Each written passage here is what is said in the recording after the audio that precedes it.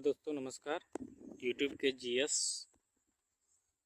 Exam solution में आपका मैं सूरज यादव बहुत बहुत स्वागत करता हूं। तो दोस्तों, आज का हमारा जो टॉपिक होने वाला है वो है बिरसा मुंडा, जो एक आदिवासी क्रांतिकारी थे। ठीक है, तो उनके बारे में आज हम लोग जानेंगे पूरा इतिहास, उनका उनका योगदान, उनका जन्म और मृत्यु से रिलेटेड जितने भी क्वेश्चन आते हैं दोस्तों, इन्वायरमेंटल से जुड़े हुए हैं ये। ठीक है, तो इनके योगदान के लिए हम क्या करेंगे कि आज इनके बारे में पूरे डिटेल से जानेंगे। ठीक है, तो चलिए दोस्तों, अपना हम लोग आज का टॉपिक स्टार्ट करते हैं। ठीक है, तो बिरसा मुंडा, ठीक है, बिरसा मुंडा एक आदिवासी क्रांतिकारी थे। ठीक है, इन्होंने आदिवासियों के लिए एक आंदोलन चलाया था दोस्तों, जिसके लिए हाईलाइट हुए थे और इनको आदिवासियों का भगवान भी कहा जाता है। ठीक है, तो इनका जन्म कब हुआ था? तो 18 नवंबर 1875 को बिरसा मुंडा का जन्म हुआ था। कब हुआ था दोस्तों? 18 नवंबर 1875 को। ठीक है, उसके बाद इनका जन्म हुआ कहाँ था? तो झारखंड के रांची में। ठीक है, झारखंड के रांची में एक उलिहातू गांव है, वहीं इनका जन्म हुआ था। ठीक है, और इनका निधन 9 जून 1990 को हुआ था, रांची सेंट्रल जेल में। इनको अंग्रेज़ों ने कैद किया था दोस्तों। ठीक है, इनको अंग्रेज़ों ने कैद किया था, इसीलिए उनके कैद खाने में ही, रांची सेंट्रल जेल में ही 9 जून 1900 को इनका सन 1900 को इनका देहांत हो गया। ठीक है, आगे हम इनके बारे में डिटेल जानेंगे, कैसे इनका निधन हुआ, कैसे क्या हुआ था। ठीक है, इनके जो पिता थे वो थे सुगना मुंडा। ठीक है, सुगना मुंडा, माता का नाम था करमी होतु। ठीक है, इनके पिता का नाम था सुगना मुंडा और माता का नाम करमी होतु। ठीक है, तो इनके बारे में कुछ महत्वपूर्ण कथन है, उसको थोड़ा देखते हैं। ठीक है, तो इनका योगदान क्या था? ठीक है, तो इनका योगदान 1800 ये जो इनका योगदान है 1885 में लगान माफ़ी के लिए अंग्रेज़ों के विरुद्ध मोर्चा खोला था। ठीक है, इन्होंने क्या किया था कि 1885 में लगान माफ़ी के लिए अंग्रेज़ों के खिलाफ मोर्चा खोला था। ठीक है, और क्या किया था इन्होंने? तो 1897 से लेके 1900 तक मुंडे ने अंग्रेज़ों के खिलाफ गुरिल्ला युद्ध लड़ा। ठीक है, यानी यह अंग्रेज़ों के खिलाफ क्या थे? गुरिल्ला युद्ध लड़े थे। ठीक है, और क्यों? तो सबसे पहले इन्होंने 1885 में लगान माफ़ी के लिए अंग्रेज़ों के विरुद्ध मोर्चा खोला था। ठीक है, इसी के लिए सब सारा विवाद इसी के लिए हुआ था, लगान के लिए। उसके बाद ये क्या किए, 1897 से 1900 ईस्वी तक इन्होंने अंग्रेज़ों के खिलाफ जंगल में गुरिल्ला युद्ध लड़ा। ठीक है, यह है बिरसा मुंडा, देख लीजिए। उसके बाद क्या हुआ दोस्तों, आगे चलते हैं। आगे इनकी राष्ट्रीयता क्या है? तो भारतीय है। इनका धर्म क्या है? हिंदू है। ठीक है, लेकिन कुछ समय के लिए ईसाई हो गए थे। क्यों?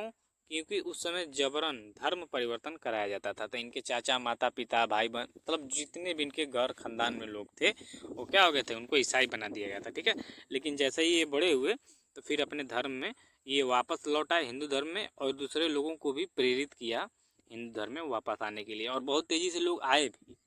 तो जब लोग आए तो अंग्रेज़ों ने इनको क्या कर दिया, इनके ऊपर प्रतिबंध लगा दिया। ठीक है, कि ये कोई भी सभा नहीं करेंगे, चाहे वैसे कोई भी काम नहीं करेंगे। ठीक है, और जेल में भी बंद कर दिया। देखिए, होता है आगे वही होगा। 1990 में उन्हें गिरफ्तार कर लिया गया। ठीक है, 1990 में उन्हें क्या कर लिया गया? गिरफ्तार कर लिया गया, और रहस्यमयी हालत में उनका निधन रांची जेल में हो गया था। ठीक है, 1990 में इन्हें गिरफ्तार किया गया, और 9 जून 1900 को, सॉरी दोस्तों, 9 जून 1900 को, ठीक है,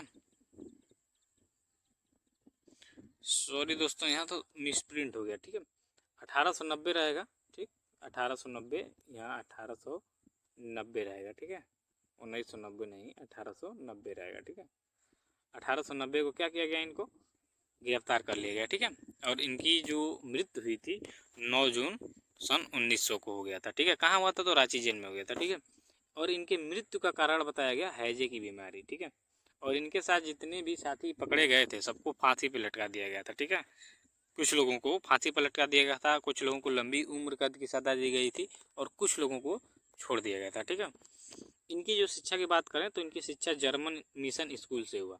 जब यह शिक्षा ग्रहण करने गए दोस्तों, तो कुछ दिनों तक इन्होंने शिक्षा उसमें हासिल किया, लेकिन इनको अपने मातृभूमि से बहुत प्रेम था, मातृभाषा से, तो उसमें मातृभाषा इनकी सिखाई नहीं जाती थी, तो इन्होंने स्कूल को छोड़ दिया। ठीक है, अब प्रश्न ये बनता है कि बिरसा मुंडा कौन थे, ठीक है। अब प्रश्न ये बनता है कि बिरसा मुंडा कौन थे, ठीक है।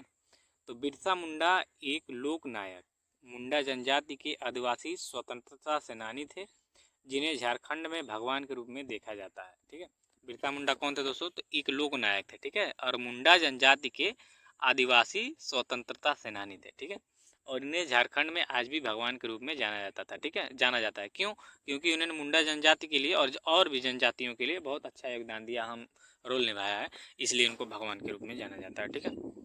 आगे देखते हैं क्या है। इनके जीवन पे कुछ फिल्में भी बनी हैं, ठीक है। तो इनके जीवन पे कुछ फिल्में बनी हैं, देखते हैं कौन कौन सी है। तो गांधी से पहले गांधी, यह फिल्म आई थी 2008 में, ठीक है। गांधी से पहले गांधी किसके जीवन पर आधारित है? तो बिरसा मुंडा के, ठीक है। कब आई थी फिल्म? 2008 में। फिर एक और फिल्म बनी उलगान एक क्रांति, ठीक है, यह 2004 में बनी थी, ठीक है। यह भी बिरसा मुंडा के जीवन पे आधारित है, ठीक। कुछ अन्य जानकारी में देखते हैं कि क्या है। तो कुछ अन्य जानकारी में यह है कि राज्य दर्शन, ठीक है, झारखंड के बारे में कुछ जानेंगे, ठीक है। तो चलिए झारखंड के बारे में जानते हैं।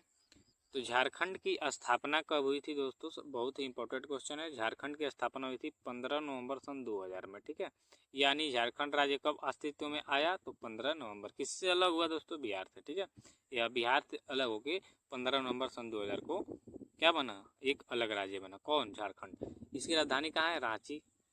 और इसके वर्तमान मुख्यमंत्री कौन है? हेमंत सोरेन, ठीक है। और वर्तमान राज्यपाल कौन है? तो रमेश बैस। और बात करें झारखंड राज्य की राजकीय पशु की, तो इसका राजकीय पशु हाथी है, और राजकीय पक्षी कोयल है, राजकीय फूल पलाश है, और राजकीय वृक्ष साल है, ठीक है। राजकीय वृक्ष क्या है दोस्तों? साल है, ठीक है। और बात करेंगे लोकसभा सीट की, तो लोकसभा सीट है 14, राज्यसभा सीट है 6, और विधानसभा की सीटें 81 है, और एक मनोनीत सदस्य इसमें जुड़ जाता है, ठीक है।